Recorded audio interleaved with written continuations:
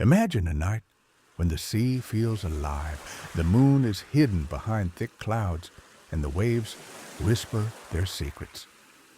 On the horizon, a silhouette appears, a ship.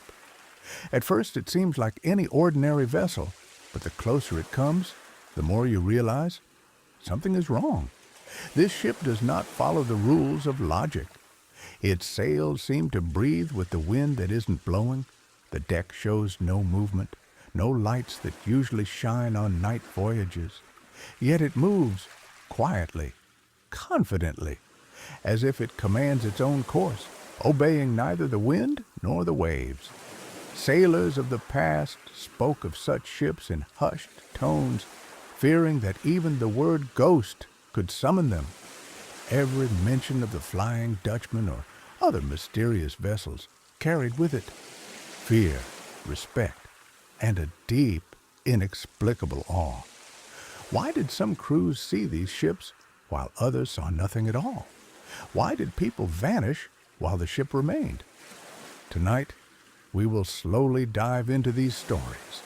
We will explore the journals of old mariners, examine the testimonies of those who claim to have seen the ghostly silhouette, and try to understand what drives this ship. Is it the sheer force of nature, the human mind's imagination, or something beyond our comprehension? Let's begin with one of the earliest recorded sightings. In the mid-18th century, a Dutch captain named Jan van der Meer noticed strange lights on the horizon in the South Sea. He described them as moving slowly, as if following laws different from our own. And then suddenly, the lights vanished, leaving only fog and the cold breath of the sea. The next day, part of his crew was left in confusion, and the lights were never seen again. In the next chapter, we will examine the journals of 19th century English sailors who claimed to see the ship in fog during a storm. They described its movements as if the vessel could read their thoughts, maneuvering through dangers that destroyed nearby ships. With each new witness, more questions arise. How can a ship be both alive and dead, real and unreal at the same time? As we slowly immerse ourselves in these tales, imagine yourself standing on the deck. Hear the roar of the waves, feel the cold wind wrapping around your face. In the distance, there is the silhouette of the ship, moving undisturbed despite the storm, despite the laws of nature. It makes hearts tremble and minds search for explanations where perhaps none exist. The next story is one of the most mysterious. It happened off the coast of Scotland, when the crew of a frigate noticed a ship moving toward them against the wind in complete calm. Every sailor who tried to approach suddenly found themselves back at their starting point, as if the sea itself was protecting the ship. The crew was stunned. No matter how hard they tried to maneuver their ship toward the apparition, it remained elusive.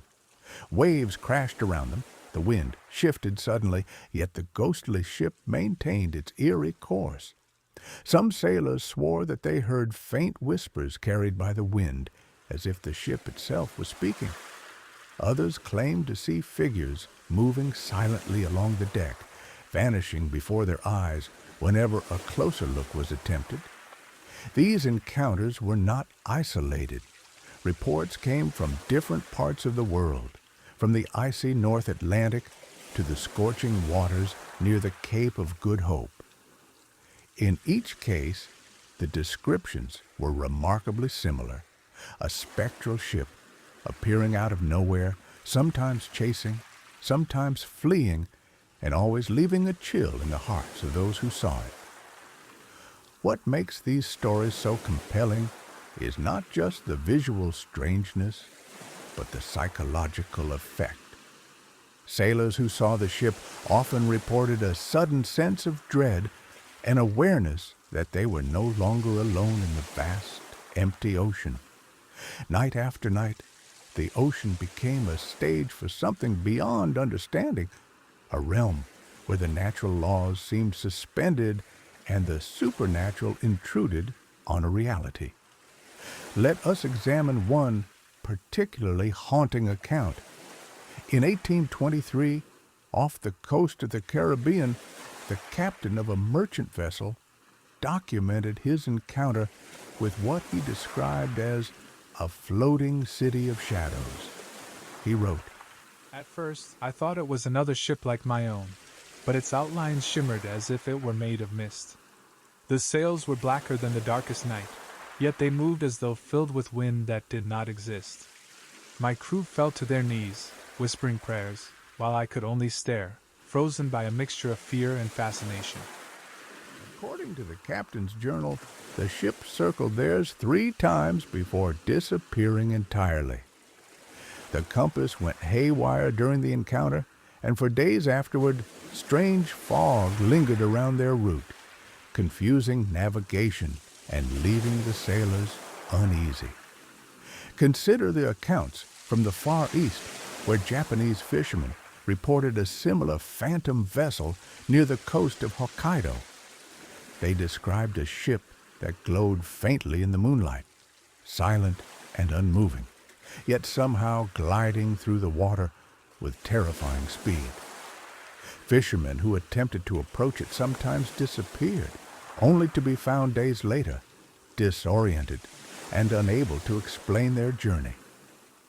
What ties all these stories together is the sheer consistency. Across centuries and continents, from the journals of Dutch, English, Caribbean, and Japanese sailors, the phenomenon repeats itself.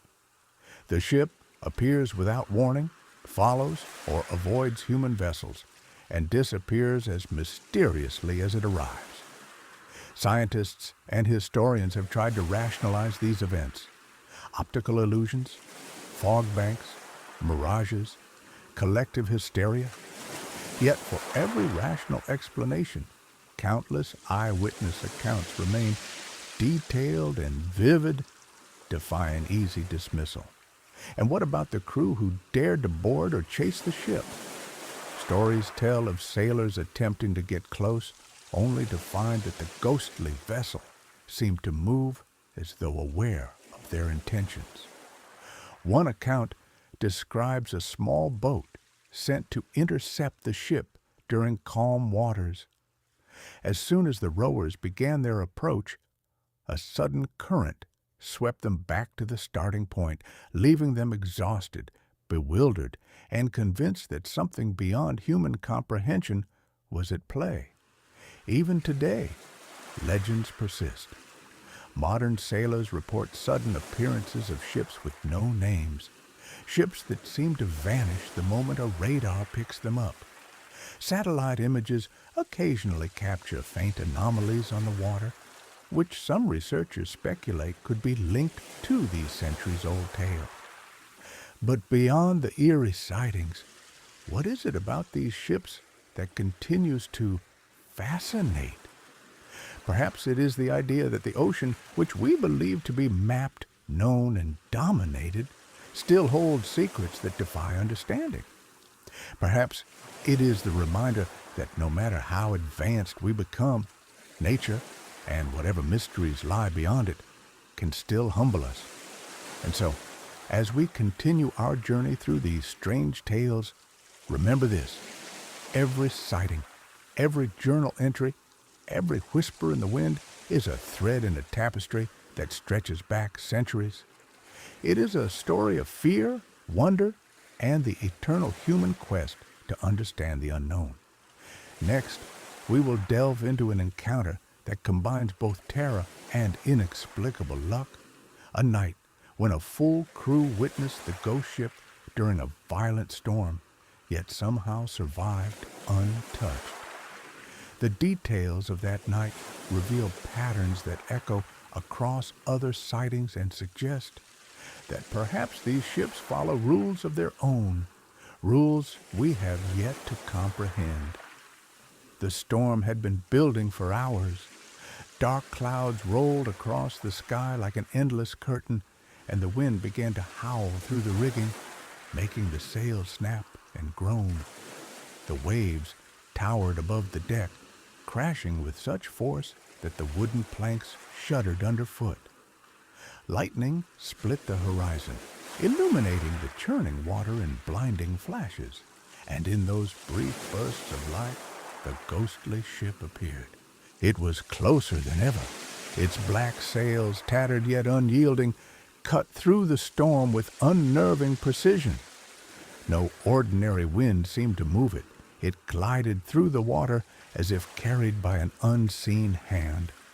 The crew of the frigate froze, drenched and terrified, their eyes locked on the spectral vessel. The captain shouted orders, but the men could hardly hear over the roar of the tempest. Every instinct told them to flee, yet something, some invisible force, held them in place, forcing them to watch. One sailor, a young man barely 20, swore that he saw the ghost ship's figurehead turn toward them, as if acknowledging their presence. He later described a sense of being weighed by unseen eyes, a feeling that the ship itself was alive, sentient, and aware of every move they made. Another crew member claimed to hear whispers in the wind, phrases in languages he could not understand, and yet they struck a chord deep within his mind, stirring fear and awe in equal measure. As minutes stretched into what felt like hours, the ghost ship circled the frigate. Every time it seemed to vanish behind a wave, it reappeared elsewhere, perfectly positioned as if to mock the sailors' attempts to track it.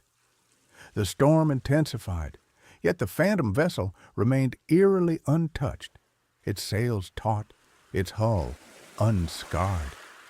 The men began to speculate quietly under their breaths. Was this a ship of the dead, a cursed vessel wandering the oceans for eternity? Or was it something older, something beyond the understanding of mankind? The captain, a seasoned mariner, took careful notes, trembling as he wrote. He recorded every detail, the color of the sails, the shape of the hull, the way the ship seemed to bend light around it in unnatural ways. He described how it moved against the wind, how it seemed to anticipate their maneuvers, and how no cannon, no attempt to approach it, could disturb it.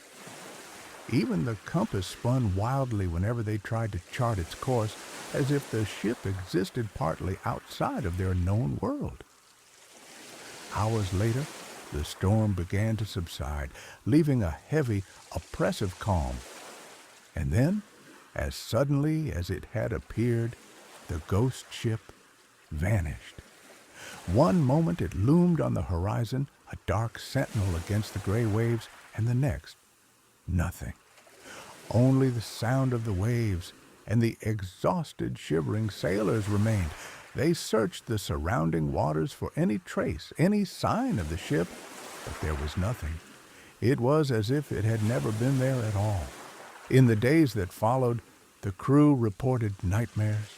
They dreamed of endless seas, of ships that moved on their own, of shadows that whispered their names. Some sailors refused to speak of the incident entirely, fearing that recounting it aloud might summon the vessel again. Others, who recorded their experiences in journals, expressed a mix of fascination and terror, knowing that what they had witnessed was something extraordinary, something that could never be fully explained. And yet, despite the fear, there was a strange allure. Stories of the ghost ship spread across ports, passed quietly from one mariner to another. Young sailors listened with wide eyes and hushed voices, imagining the ship gliding silently through the night, always just beyond reach. The legend grew, woven from countless encounters like this one, until it became more than just a tale. It became a presence in the collective consciousness of those who sail the oceans. The question remains, what is the ship? Is it a warning, a curse, or a reminder that some mysteries of the sea are eternal? Does it exist only in the minds of those who witness it? Or does it truly glide across the waves, unseen by all but the few who are meant to see it? And for those who do see it, does it bring doom, or merely a glimpse into a world just beyond the edges of understanding? The crew gathered on the deck, drenched and shivering, each man gripping the ropes and railings as if they were the only things keeping them tethered to reality. The storm had passed, but the chill remained, seeping into their bones. The ghost ship had disappeared, yet its presence lingered like a shadow that refused to fade.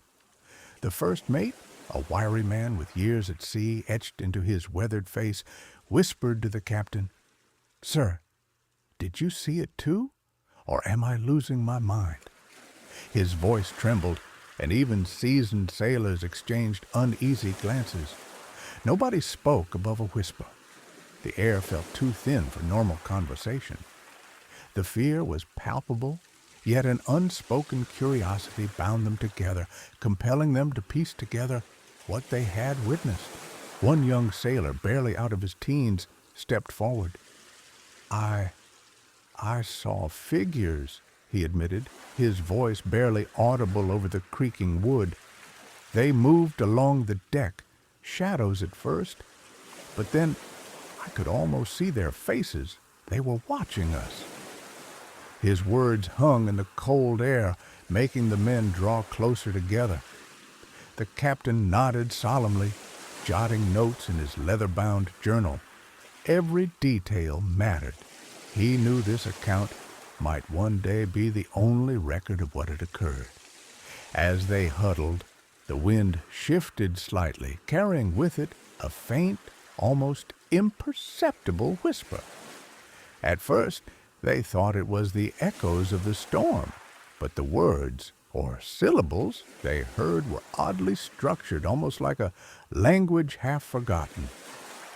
Some men froze, staring into the foggy distance, convinced the ship had returned, lurking just beyond the horizon. Others shook their heads, trying to convince themselves it was merely imagination, the mind playing tricks after hours of fear and exhaustion. Night fell again, and the sea took on a black, almost oil-like sheen. The stars were hidden behind thick clouds, leaving only the dim glow of the moon occasionally peeking through. The captain ordered watches, though the men moved like shadows themselves, their eyes scanning the dark horizon.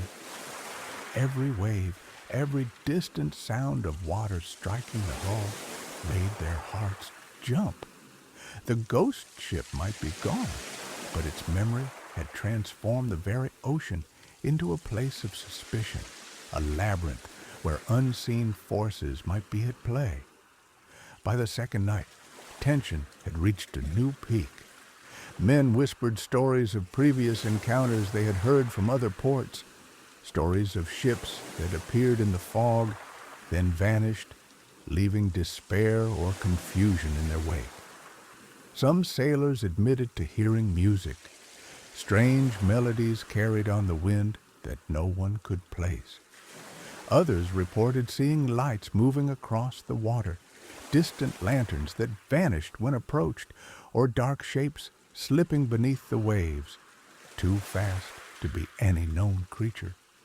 During one watch, the captain himself observed something unnerving, a faint silhouette on the horizon just beyond the reach of the lantern light. It appeared stationary at first, then slowly began to move in a deliberate, purposeful manner.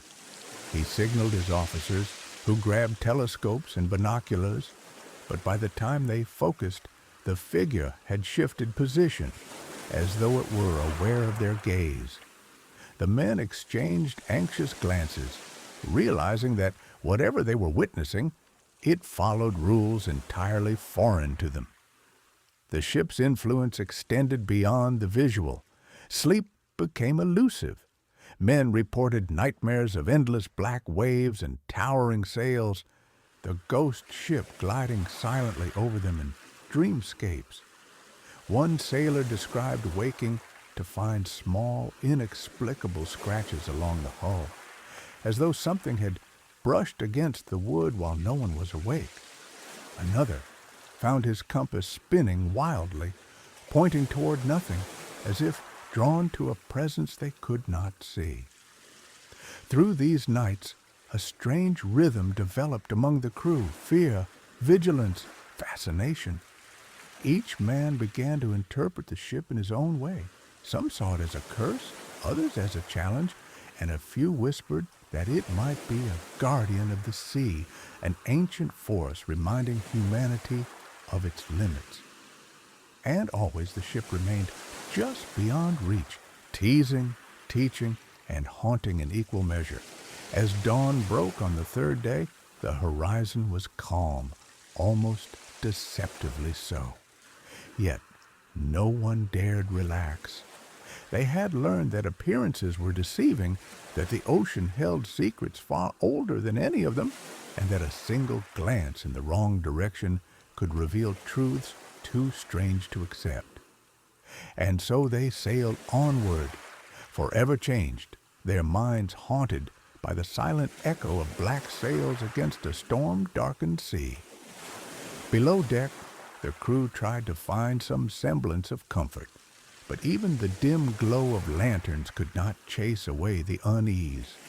In the mess hall, sailors huddled together, sharing whispered stories. Old Tom, a weathered seaman with scars from a dozen storms, spoke first. "I've seen strange things in my time," he murmured, "but never a ship that moves like it breathes. It's not alive, and yet it is." The younger sailors listened, eyes wide, some refusing to meet Tom's gaze, convinced he could somehow summon the ghostly vessel with his words. One boy, barely 17, shivered as he recounted a dream he had the previous night: a black ship gliding silently over a sea of fire, shadows moving along the rails. "It was watching me," he said, voice trembling. "I could feel it in my bones." Meanwhile, the first mate paced the deck above, notebook in hand, sketching what he saw with painstaking detail.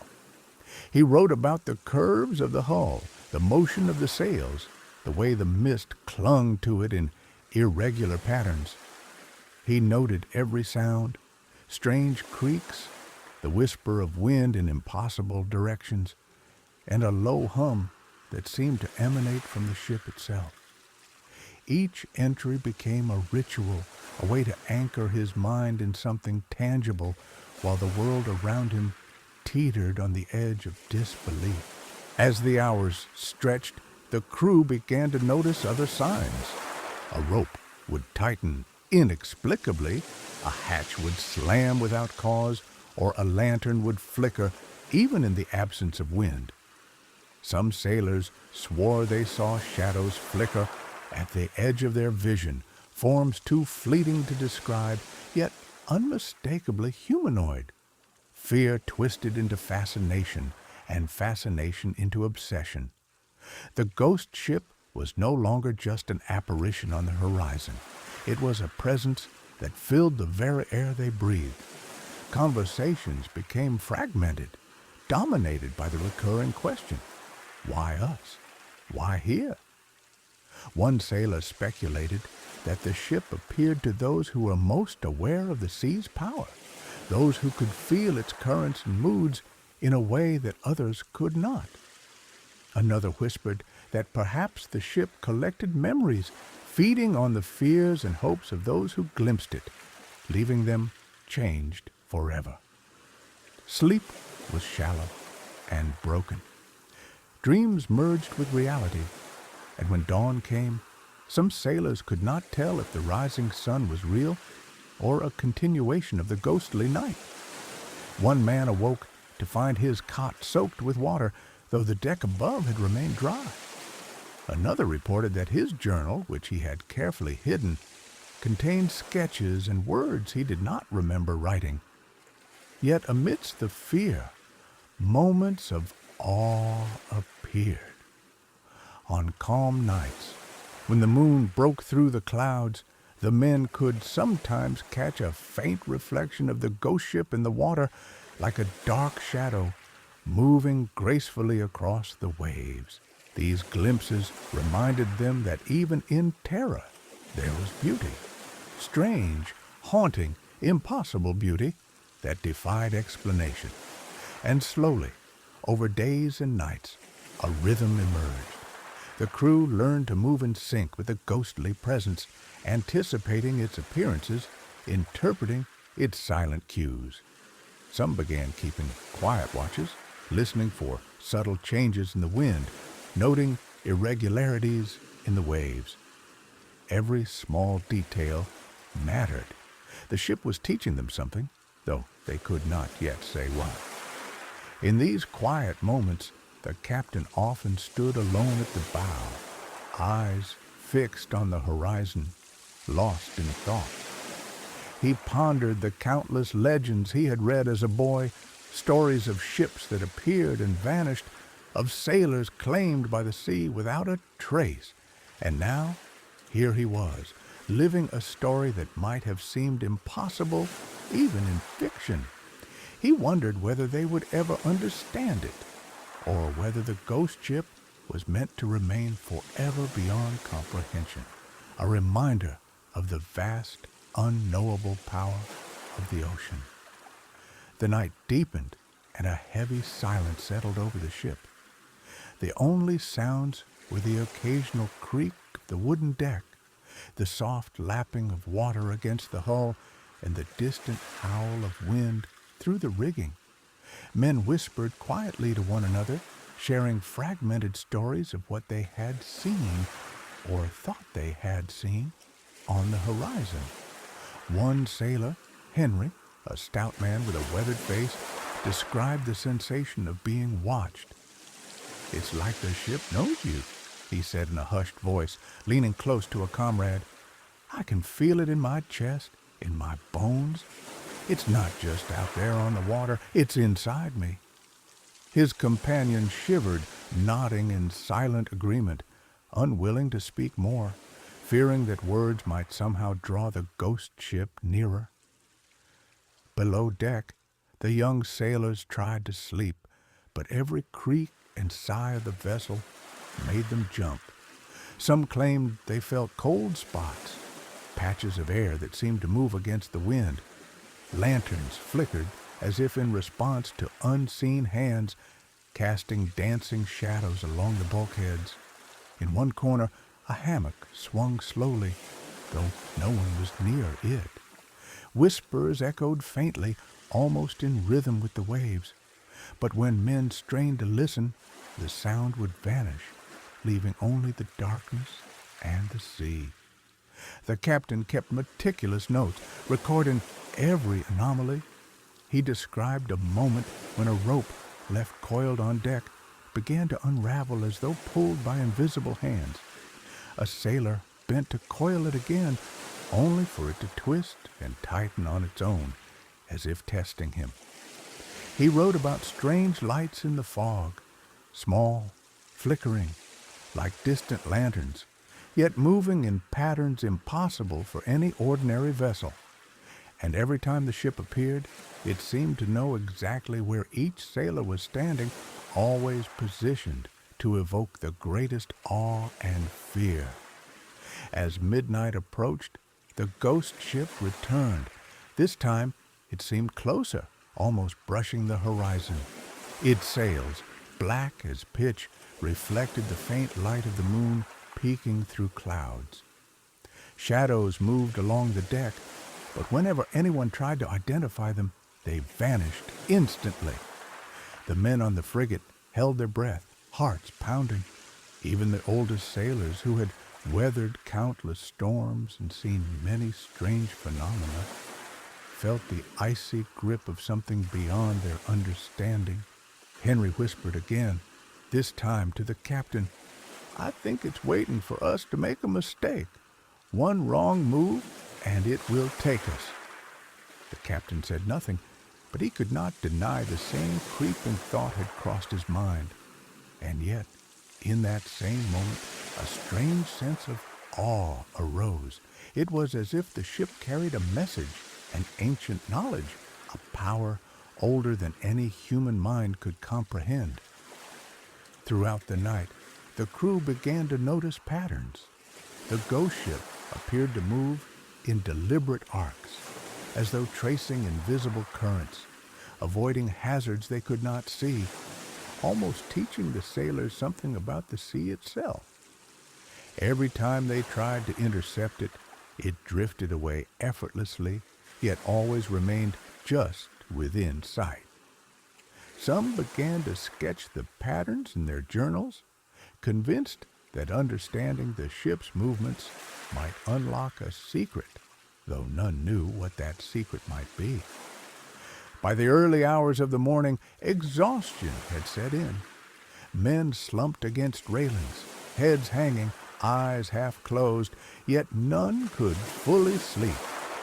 The presence of the ghost ship had transformed the ocean into a living entity, and every splash of water, every shifting shadow, every whisper of wind seemed imbued with intent. And as the first pale light of dawn touched the horizon, the ship vanished again, leaving the frigate in an uneasy calm, heart still racing, mind still racing, and a deep, unshakable awareness that the ocean held mysteries far greater than any of them had imagined. Even as they prepared for the new day, the captain and his crew knew one thing. The ghost ship was not merely a legend or an illusion. It was a force, a presence, a reminder that the sea has always had the power to humble humanity, to teach patience, fear, and awe. And for those who had glimpsed it, the memory would linger forever. A shadow behind every wave, a whisper in every gust of wind, a story to be told and retold through generations of sailors yet to come. The night had thickened into a living darkness, pressing down on the deck like a heavy, suffocating blanket. Every creak of the wood, every snap of a rope in the rigging sounded like a gunshot in the silence.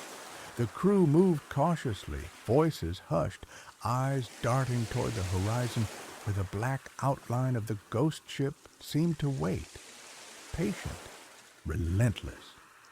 Even the wind felt different, slower, heavier, as though carrying the weight of unseen eyes. Each wave struck the hull with deliberate force, and the ship shuddered under the impact. Men clutched railings and ropes, knuckles white, hearts hammering, convinced that a single wrong movement could summon disaster. The first mate froze mid-step, staring at the horizon, lips trembling. "It's coming closer. I can feel it," he whispered. Every man paused, as if holding their breath could somehow delay the inevitable. The lanterns flickered violently, casting monstrous shadows that leapt across the deck, each one a threat, each one alive in the imagination of the sailors. Below deck, the young sailors trembled uncontrollably. The hatch rattled as if something unseen were testing their courage. One sailor swore he felt a cold hand brush against his shoulder, though when he turned, nothing was there. Whispers echoed faintly from the dark corners, unintelligible yet filled with menace. The air itself seemed charged, thick with tension, heavy enough to choke. The captain called for calm, his voice steady, but tight with strain. He knew that panic would be catastrophic. Yet even he could not deny the sensation gnawing at his chest, the certainty that the ghost ship was no ordinary vessel, that it moved with awareness, with purpose, and perhaps even malice. Suddenly, a flash of lightning illuminated the sea. The ghost ship appeared closer than ever, its black sails torn and fluttering, yet perfectly intact. Figures moved along the deck, indistinct but unmistakably human in shape. And then, without warning, a low, resonant hum rolled across the water, vibrating through the hull of the frigate, rattling teeth and nerves alike. Every man froze, ears straining, as the sound seemed to echo inside their very bones. A sailor gasped, stepping backward, nearly tripping over a coil of rope. It's aware of us," he stammered, voice breaking. Eyes darted frantically around the deck, seeking any escape. There was none. The horizon held them in place. The ghost ship's presence was suffocating, omnipresent, leaving no room for comfort or distraction. Time stretched unbearably. Minutes felt like hours. The wind whispered, the waves roared, and in every shadow the sailors imagined movement, a figure shifting, a sail twitching, a lantern flickering in perfect synchronization with their heartbeat. One by one, men began muttering prayers, some crawling to the railings as if proximity to the sea's edge could protect them.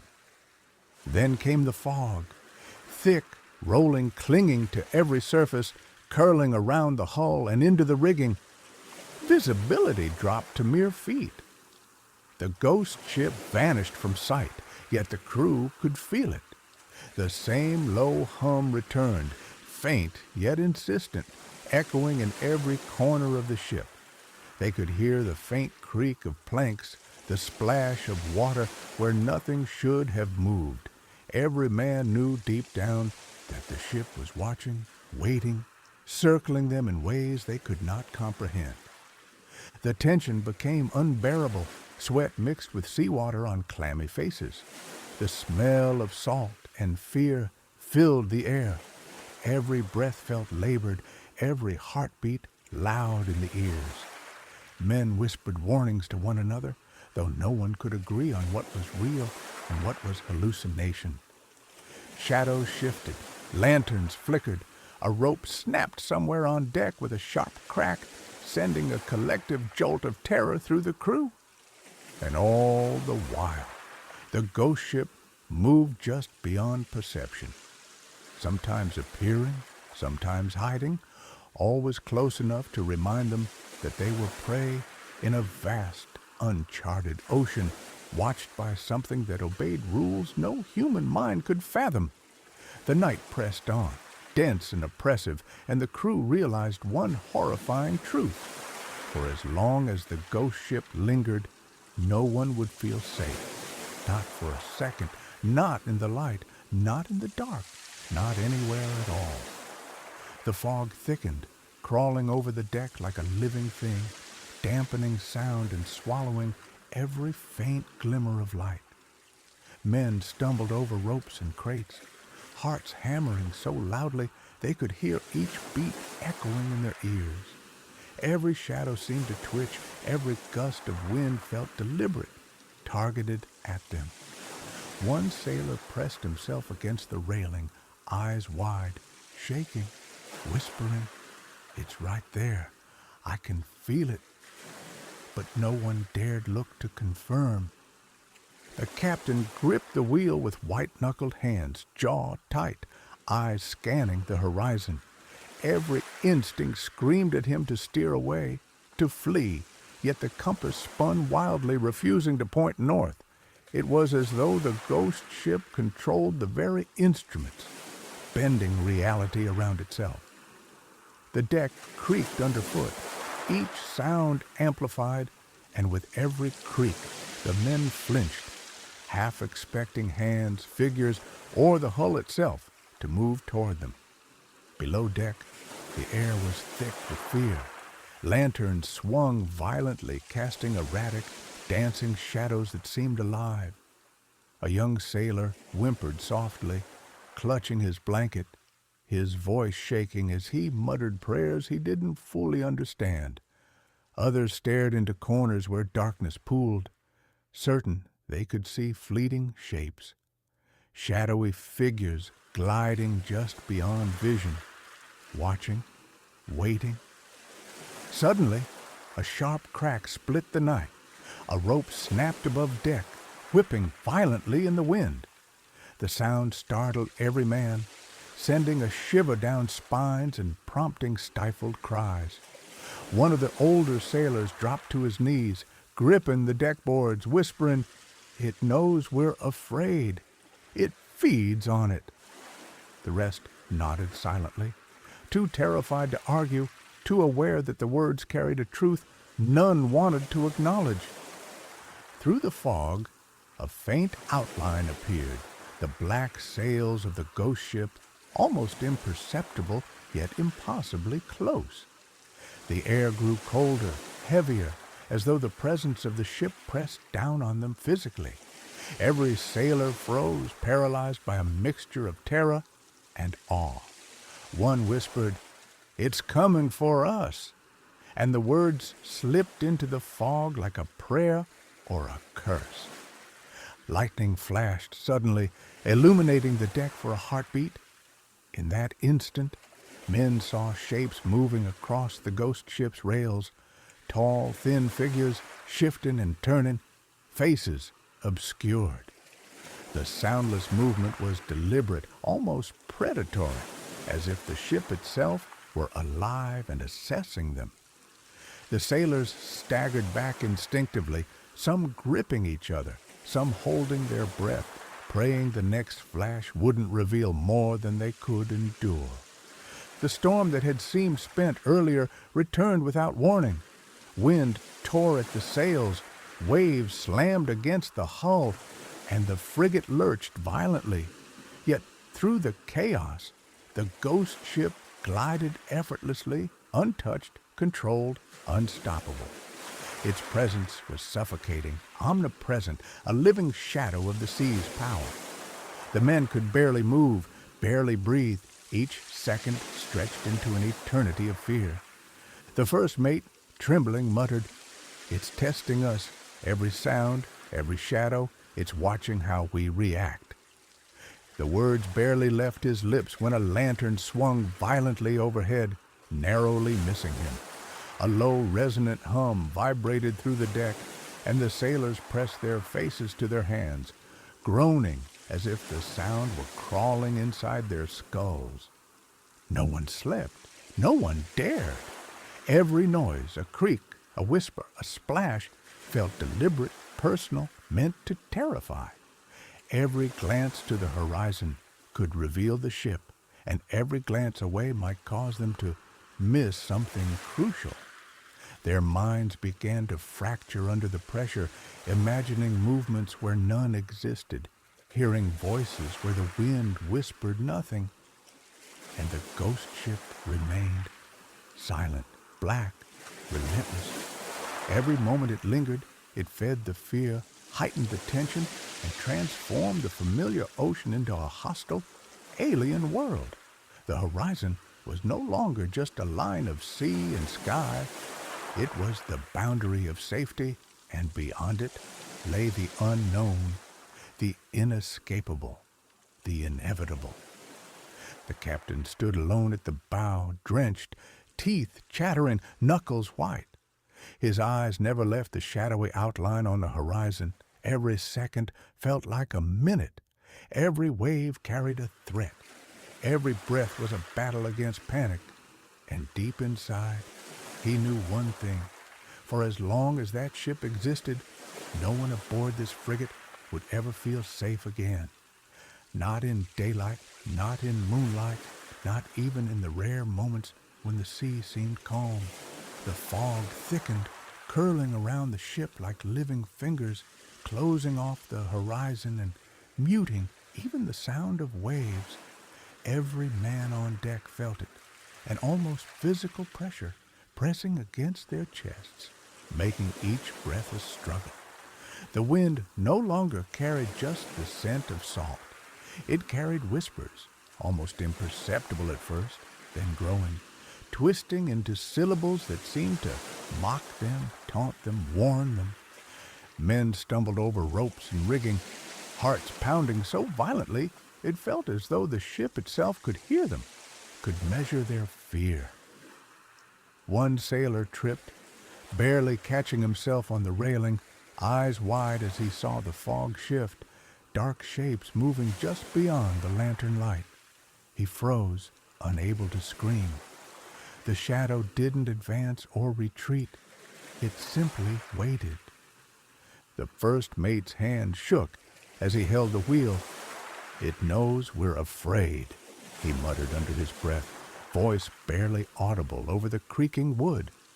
The captain did not respond, but his knuckles were white, jaw clenched, eyes fixed on the horizon where a faint black silhouette began to emerge, not far away, close enough to feel its presence pressing against the senses of everyone aboard. A sudden splash echoed to starboard, but when the sailors turned, the sea appeared empty. A rope snapped violently overhead, striking a man's shoulder, and the crew gasped collectively, some staggering back. In the silence that followed, a low hum vibrated through the deck, felt more than heard, thrumming inside their bones. Every heartbeat seemed magnified, each breath a battle, as if the ship itself measured their fear and drew strength from it. Below deck, the young sailors pressed against bulkheads, lanterns swinging overhead, casting monstrous shadows across their faces. Every creak of wood, every whisper of wind became a phantom figure, stretching their nerves taut. One boy screamed softly, eyes wide, "It's here! It's inside the fog! I can feel it moving!"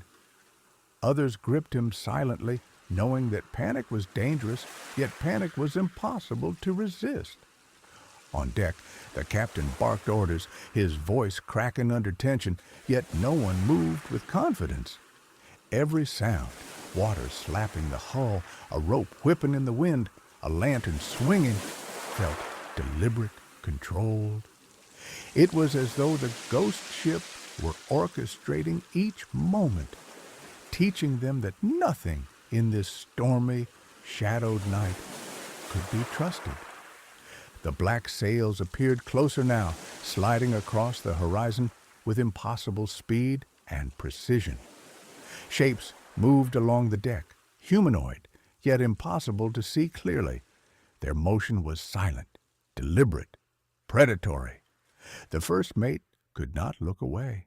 One step forward, and it seemed as if the shadow shifted to meet him, always just beyond reach, testing the limits of his courage. Lightning flashed, revealing the ship in stark detail. Every plank, every tattered sail, every ghostly figure glimmered for a heartbeat, then vanished into darkness. Men gasped collectively, some covering their eyes, unable to unsee what they had glimpsed. The air felt alive with menace.